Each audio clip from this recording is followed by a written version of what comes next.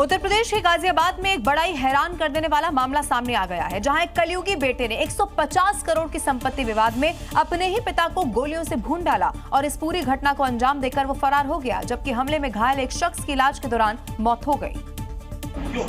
अस्पताल में स्ट्रेचर पर लेटा ये वही शख्स है जिस पर उसके अपने बेटे ने गोलियां चला दी हैं। इस घटना की वजह बनी है वो 150 करोड़ की संपत्ति, जिसे लेकर बड़े बेटे निखिल से उनका विवाद चल रहा था। घटना वाले दिन भी विवाद के चलते पहले दोनों के बीच कहासुनी हुई, पर पिता ने संपत्ति का बंटवारा करने से साफ इनकार कर दिया। अब इसी के बाद आरोपी ने पिता पर गोलियां चलवा दी, जिसके बाद पिता को गंभीर हालत में अस्पताल में भर्ती कराया गया, जहाँ डॉक्टर ने उन्हें उपचार के दौरान मृत घोषित कर दिया। हैरान करने वाली बात तो ये भी है कि आरोपी अपने भाई को भी गोली मार चुका है।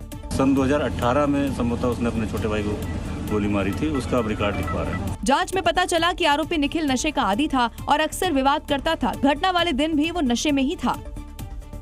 उत्तर प्रदेश में पुलिस बदमाशों को सबक सिखाने का कोई न कोई नया तरीका निकाल ही लेती है। कभी बदमाशों को बुलेट वाली गर्मी दी जाती है, तो कभी अवैध साम्राज्यों पर बुलडोजर वाला एक्शन हो जाता है। अब देखिए, पुलिस ने 2 किलोमीटर वाला मॉडल लॉन्च कर दिया है और इस मॉडल के तहत अब बदमाश का जुलूस निकाला गया। करीब 2 किलोमीटर तक आरोपी की पैदल परेड निकाली गई। इस दौरान आरोपी अपनी गलती के लिए भी माफी मांगता नजर आया।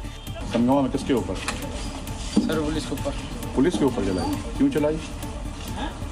सर धोखा हो गया, सर गलती होगी, दोबारा नहीं होगी। कभी अपराध करोगे वो आगे? कभी नहीं करूँगा। पुलिस ने उन्हीं इलाकों में परेड निकलवाई जहां बदमाश अपनी दबंगई दिखाया करता था। दरअसल बदमाश ने पुलिस पर फायरिंग की थी। आरोपी पहले से ही हत्या के प्रयास और आर्म्स एक्ट जैसे गंभीर मामलों में शामिल रहा है। इस घटना के बाद पुलिस ने उस पर सरकारी काम में बाधा डालने समेत कई नई धाराओं में भी मामला दर्ज किया है। एमपी के हो रहे उपचुनाव को लेकर पुलिस का जबरदस्त एक्शन देखने को मिला है। दतिया में पुलिस ने जब्त किए गए 628 अवैध हथियार को रोड रोलर चलाकर उसे पूरी तरह से नष्ट कर दिया, जिसकी तस्वीरें भी बाकायदा अब सामने आ चुकी हैं। जहां सड़कों पर हथियारों का जखीरा बिछा हुआ है और रोलर चलाकर उसे नष्ट किया जा रहा है। इस दौरान देसी कट्टे, तमंचे, बंदूकें समेत कई हथियार थे। कोर्ट के ऑर्डर के बाद इन हथियारों को नष्ट किया गया। पुलिस के मुताबिक उपचुनाव के दौरान कानून व्यवस्था बनाए रखने के लिए अपराधियों के खिलाफ सघन चेकिंग और कड़ी कार्रवाई आगे भी जारी रहेगी। दरअसल दतिया विधानसभा उपचुनाव को शांतिपूर्ण और निष्पक्ष बनाने के लिए पुलिस लगातार सख्ती बरत रही है।